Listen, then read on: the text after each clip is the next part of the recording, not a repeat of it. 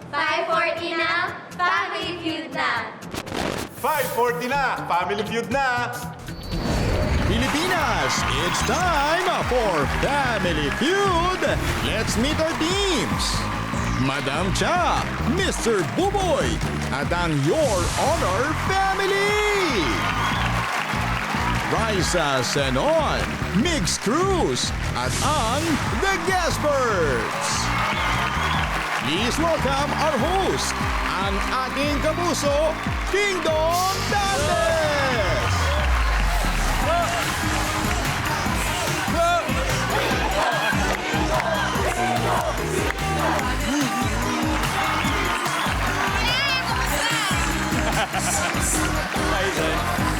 Ayan.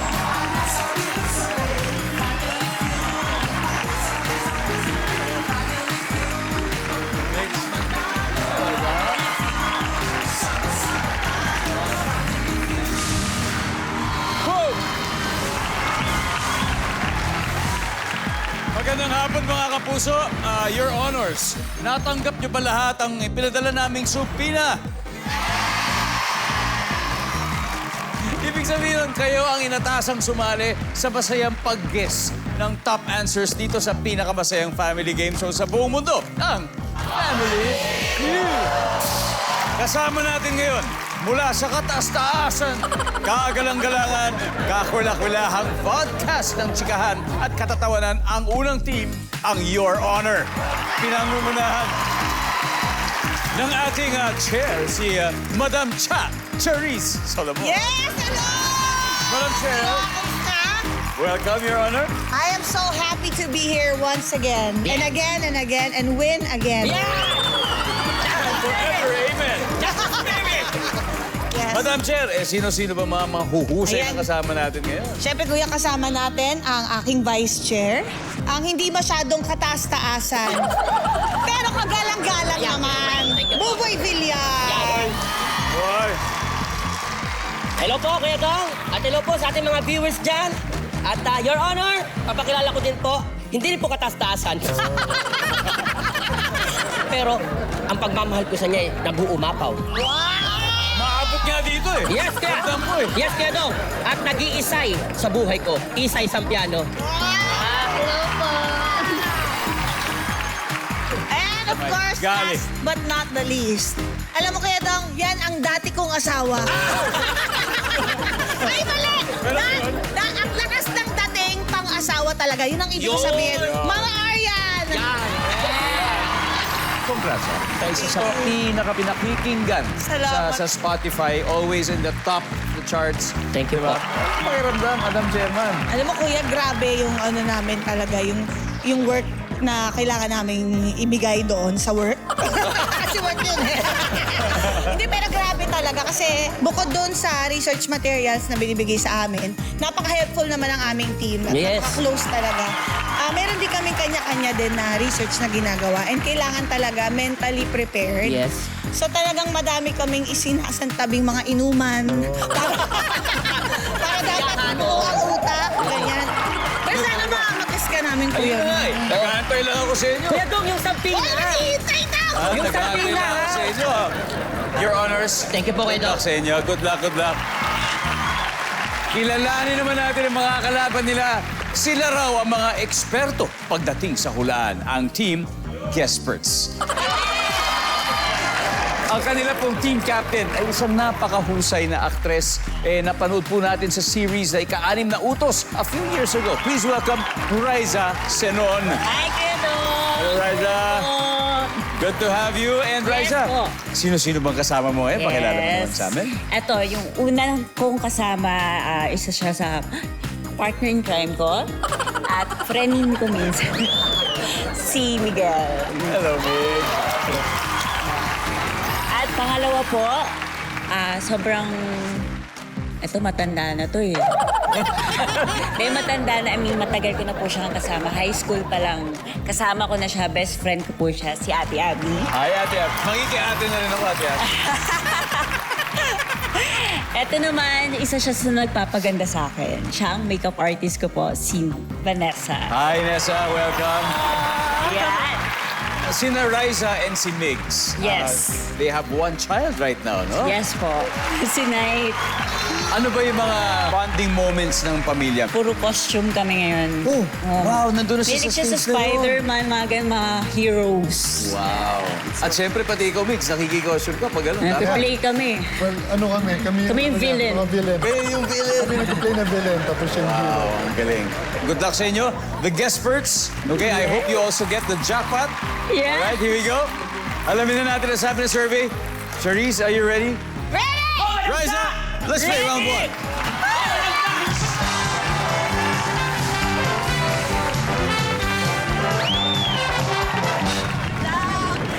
Ito po ang ating first players. Pareho po silang produkto ng Starstruck. Good luck, ladies. Kamay sa mesa. So, top 6 answers are on the board.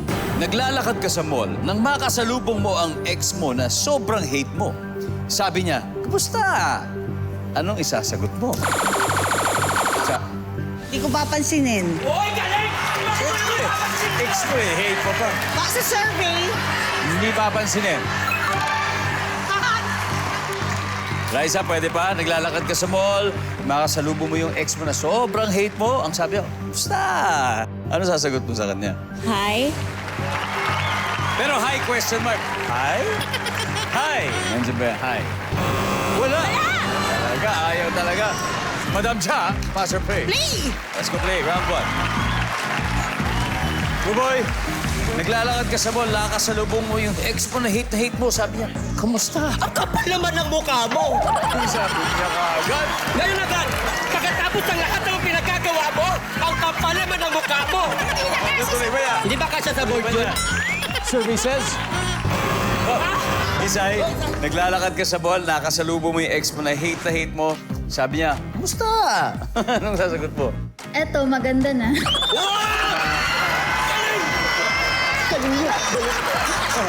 Ako nga pala yung sinayang mo. Eto, maganda na. Oh. Huddle, guestperts, huddle na kayo. Arian, nangyari na ba sa'yo ito? Oo naman. Nasa mall ka, yung ex mo, hate mo, nakakasalubong mo, sabi sa'yo, "Kamusta, Arian?" Anong sasagot mo? Iiwasan ko baka may pabili ulit eh. Iiwasan mo. Pag nakita mo, sabi niya, "Kamusta?" Talikod ka na kagad. Yes, hindi na O, iiwasan daw, iiwasan. Balik? Wala, yun na yun, deadma. Okay, the guestperts. Janessa, ano sasagutin mo? Sino ka? Uy! Who you? Ate Abby? Makikipagplastikan. Civil. Makikipagplasikan. Civil lang, civil. Biggs. Hi, tapos is na agad. Hi, tapos aalis agad. Riza, sa'yo, final answer. Again, naglalakad ka sa mall. Nakasalubong mo yung ex mo na hate mo. Ang sabi niya sa'yo, "Kamusta?" Ano sasagot mo? Sino ka? Who you? Who you talaga. Sino ka? To steal the round. Survey.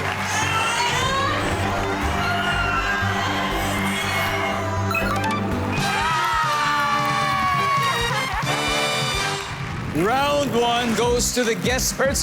May 27 points na sila. Wala dapat ikabahalang, Your Honor, dahil marami pa po tayong natitirang rounds. And may mga sagot pa sa board. 4 pa to na hindi pa nahuhulaan. Kaya studio audience, kayo may chance manalo ng 5,000 pesos. What's your name? Mari po kayo daw. Marie. Marie, okay, Marie. Naglalakad ka sa mall, tapos nakakasalubong mo yung ex mo. Ang sabi, "Kamusta?" Pero hate na hate mo to, ah. Anong sasagot mo? Tatanguan lang po. Tatanguan. Parang kailangan. Ganun lang. Tatanguan.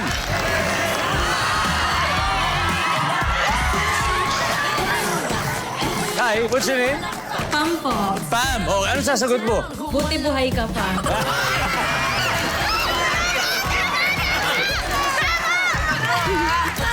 Bakit? Pinatay mo na ba siya sa isip mo? Sa panaginip ko po. Sa panaginip? Yes. Parang kinalimutan. Yes po. Buti buhay ka pa.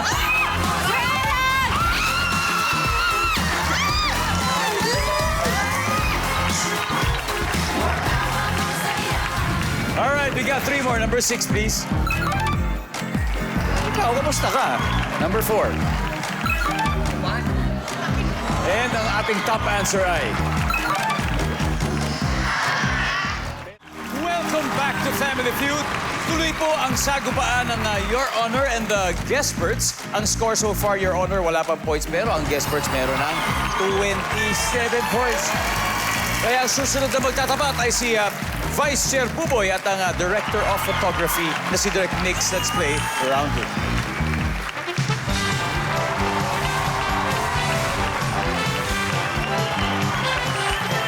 Good luck. Top 6 answers are on the board. Minsan, ba't may mga estudyanteng hindi makakonsentrate kapag may exam? Go. Boy. May makulit na kaklase. Boy. Ikaw ba dati yun? At ako yun. Ikaw yung makulit. Nandiyan ba yan? Wala. Direct Nix. Minsan, ba't may mga estudyanteng hindi makakonsentrate kapag may exam? Ba't kaya? Hindi nag-aral. Hindi nag-aral. Hindi confident, di ba? Hindi nag-aral. Yun. Nix, pass or play? Play. Let's do it. Balik muna tayo, Buboy. Balik tayo. Abby? Ate Abby? Minsan, ba't may mga estudyante hindi kaya makakonsentrate kapag may exam? Masama yung pakiramdam. Oo, pwede nga yun. Masakit yung ulo. Masakit dun siya. Nandyan ba yung survey? Nessa? Minsan, ba't kaya may mga estudyante na hindi makakonsentrate pag may exam?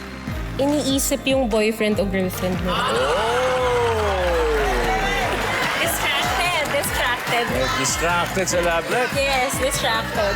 Pwede rin siguro inspiration, pero para sa sobra siguro, pagkakaisip, di makakonsentrate lalo. Ang sabi ng survey? Isa? Minsan, bakit may estudyanteng hindi makakonsentrate kapag may exam? Puyat. Sobrang review na puyat. Ganun po ako eh. Puyat! Next, minsan ba't may mga estudyante hindi makakonsentrate kapag may exam? Hindi nag-away ng jowa. Nag-away naman ng jowa. O nandiyan ba, nag-away daw ng jowa. Wala. O, Your Honor, huddle na, huddle. Kailangan makuha natin to, Ate Abby. Minsan, ba't may mga estudyante hindi makakonsentrate kapag may exam? Nape-pressure po. Pressure, no? Hindi pressure nino. Pressure sa academics. Oh. Baka top 1 po eh. Baka honor student, kailangan niya ma-perfect, di ba? Nandyan ba yan? Pressure, because of pressure. Ha? Bawi daw. Arlian, bakit kaya? Ba't di makakonsentrate pag may exam? Gutom. Gutom, Isay. Minsan, ba't may estudyante hindi makakonsentrate pag may exam? May problema. Ito, may problema. Buboy, ano kaya? Bakit kaya? Sige po, Kuya Dong. Doon po ako sa parang walang dalang ballpen. Walang dalang ballpen. Opo. Galing mo, boy. Thank you. Madam Chair, nasa iyo ang final answer. Ako, sa tingin ko, Bakit? lahat ng tao hindi makakakonsentrate pag gutom.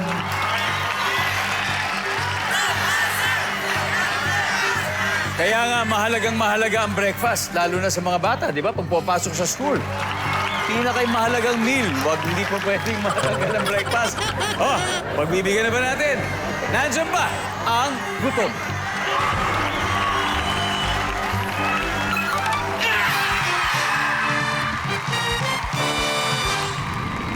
Ha? Dumidikit na ang ating scores. Ang Your Honor may 32 points na. Pero ang Guestperts, meron pa rin 27 points. At dahil may mga sagot pa sa board na hindi nakukuha, studio audience, handa na ba kayo manalo ng 5,000? Sino? Naka-black. Pangalan mo? Raven po. Braven. Yes po. Ikaw ba estudyante pa, Braven? Yes po. Okay. So minsan, ba't kaya may mga katulad mo na hindi makakonsentrate kapag exam? Distracted po sa ingay. Distracted sa ingay. May mga kung ano-ano nangyayari sa kapaligiran. Nandyan ba yan? Go! Congratulations, Braven. At lahat tayo, ang top answer ay... Yan, sabi rin ni Isa, problema.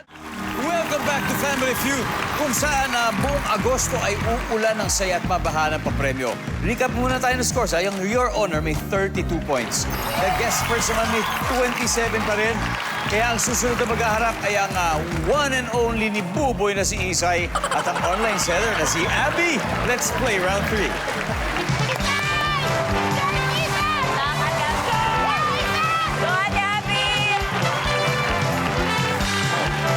Double points round na. Top 6 answers on the board.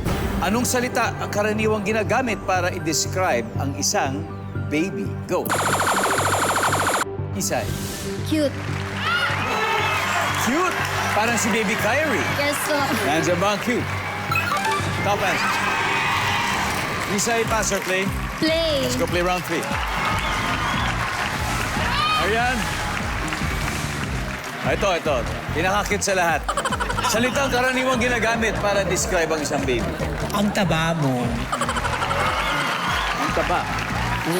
Ang taba. O chubby. Madam Cha. Ako, nakakagigil. Nakakagigil. Nandiyan ba yan? Buboy, salitang karaniwang ginagamit para i-describe ang isang baby. Ang bango! Mabango yung bibig, yung di ba pag pinuhat mo yung bibig, kilikili, Lahat, diba? oh. Lahat, yung paa. Lahat.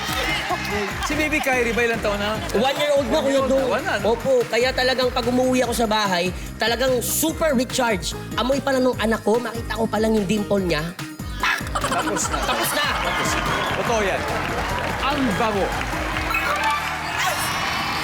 Isay, salitang dinidescribe, ha? Ginagamit pang describe sa isang baby. Ang pogi, maganda. Pogi, maganda. Nandiyan ba yan? Ganda! Pwede, Arian. Salitang pang describe sa isang baby. Kamukha mo si Daddy. Oh! Hindi, ganun nga. Kamukha ni Blanc. Nandiyan ba yan, survey? Wala. Guesperts, huddle na kayo. Charisse, salita na karaniwang ginagamit para i-describe ang isang baby. Bibo. Bibo! Bibo naman ang baby na to. Bibo ng bibi na to! Galing! Survey says... Guesperts, ready na ba? May dalawa pa to. Nessa, salitang karaniwang ginagamit para i-describe ang isang baby. Malikot. Malikot? Mabait naman. Mabait na bata. Migs? Bibo. Bibo. Bibo rin. Hindi bale. Suggestion lang naman para kay Riza.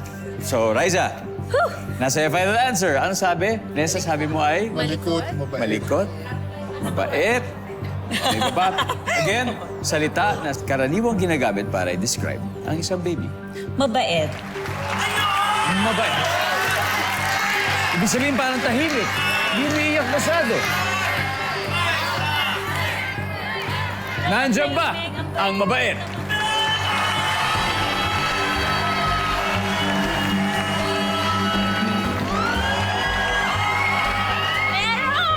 Abangan natin sa pagbabalik ng Family Feud. Nagbabalik po ang Family Feud. Kanina, bago tayo mag-break, tinanong natin ang guestperts anong salitang karaniwang ginagamit para i-describe ang isang baby. Ang sabi nila ay mabait. Pag tama yan, lalamang na kayo. Nandiyan ba ang mabait?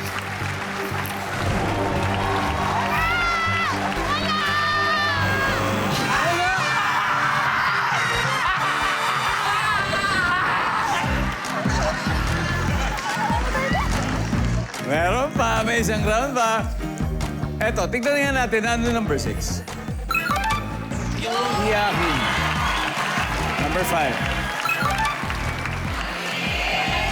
Yan. Masakit lang naman. After 3 rounds, lumalamang ang Your Honor. May 216 points na sila.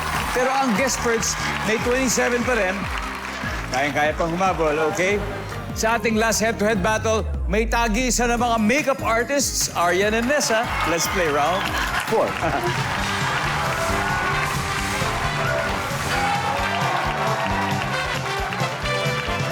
Times 3 ang value. Top 4 answers on the board. Sa horror movies, anong nangyayari sa demonyo kapag pumasok ito sa simbahan? Nessa. Nalusaw. Nalusaw. Ayan, nalusaw. Okay. Nalusaw. Yan. Marami kasi, di ba? O, Arian. Eto, sa horror movies, ano nangyari sa demonyo nung pumasok na sa simbahan? Nasunog. Nasunog! Arian, pass or play? Play. Let's go play the final round. Madam Chair, sa horror movies, yung demonyo pumasok sa simbahan, ano nangyari sa kanya? Lumalabas siya, hindi niya kaya. Hindi niya tumagal. Tama! Tama! Siya, Pag ganun niya, atras ka agad. Or he. Lumabas. Cannot. Buboy, sa horror movies, anong nangyari sa demonyo kapag pumasok ito sa simbahan? Anong nangyayari sa kanya? Babasbasan siya ni Lord! Di ba may nakita sa movies na may liwanag? Tapos naging mabait siya. Tingin mo ba babasbasan ni Lord? Hoy, Yari kayo kay Lord! yes, Birds? Isaya, kailangan specific words, ha? Sa horror movies, ano ang nangyayari sa demonyo kapag pumasok ito sa simbahan? Mangingisay. Galing! Ang galing! Mangingisay. Galing! Ang galing, di ba? Mangingisay.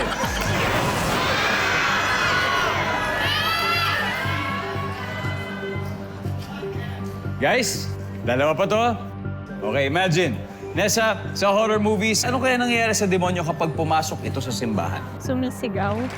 Sumisigaw, Abby. Hihina. Nang hihina, Direk Biggs.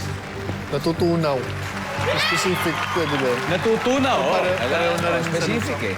Raisa, sa horror movies, ano kayang nangyayari sa demonyo kapag pumasok ito sa simbahan? That disappear. Nagdi-disappear. Nawawala.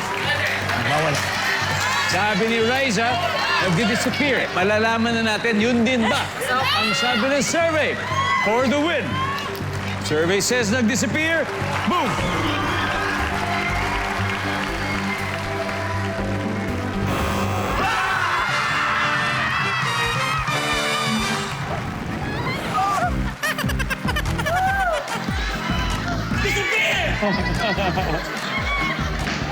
Kaya personal. Abby, tignan na natin number 3. And number 4. Hina. Ayan po, ang ating final score. Your Honor, 504 points. The Guests 27 points. Maraming salamat sa inyo. Thank you. Thank you, Direk. Maraming salamat. Thank you And po. Raisa, Thank you po. Thank you very much. Mag-uwi pa rin kayo ng 50,000 pesos. Palapakan po lahat sila. Oh, Your Honors, congrats. Madam Cha, Parang tinawisan ka na ako dito. hindi kasi na-stress ako eh, kasi yung boxer ko basa. Totoo nga, eh, no? Opo, eh. Totoo nga. Anyway, eto na. Pasok na tayo. Sino ang dalawang papasok sa Fast Money? ako, gusto namin maranasan ni Isay mag-pass money eh. First time niya. At saka si Mama R. Napakagaling yung mga sagot ni Mama R yan. Yes po. So, it's gonna be Isay and Arian. Yes po. Okay. Welcome back to Family Feud. Kanina, nanalo ng 100,000 pesos ang Your Honor. Kung papalarin, mag-uwi sila ng total cash prize of 200,000 pesos. At may 20,000 din ang charity na pili ng Isa. Ano na pili? Po, Cribs Antipolo. Cribs Antipolo, yan. Kids Foundation. So, it's time for Fast Money. Give me 20 seconds on the clock, please. Birthday party ni Mickey Mouse. Sino ang siguradong invited? Go. Mga babae. On a scale of 1 to 10, gaano kalakas ang loob mong mag-travel mag-isa? 8. Pag itong ipaparepair sa bahay nyo, kailangan mo ng tulong ng ibang tao. Bubong. Karaniwang binibili para makatulog ng maayos. Unan. Nakatingala mga tao sa building, ano kaya meron sa taas? Tatalon. Let's go. Sa birthday party ni Mickey Mouse, sino sigurado invited? Mga babae. Isa pa, mga babae. On a scale of 1 to 10, gaano kalakas ang loob mong mag-travel ng mag-isa? Sabi mo 8. Ang sabi ng survey, pag itong ipaparepair sa bahay nyo, kailangan ng tulong ng ibang tao. Bubong. Survey? Wow! Karaniwang binibili para makatulog ng maayos. Sabi mo yung unan. Ang sabi ng survey. Wow! Nakatingala ang mga tao sa building. Anong meron sa taas? May tatalon. Ang sabi ng survey. Yo! Nice one, Isa. 130 points. 70 to go. Let's welcome back, Arian.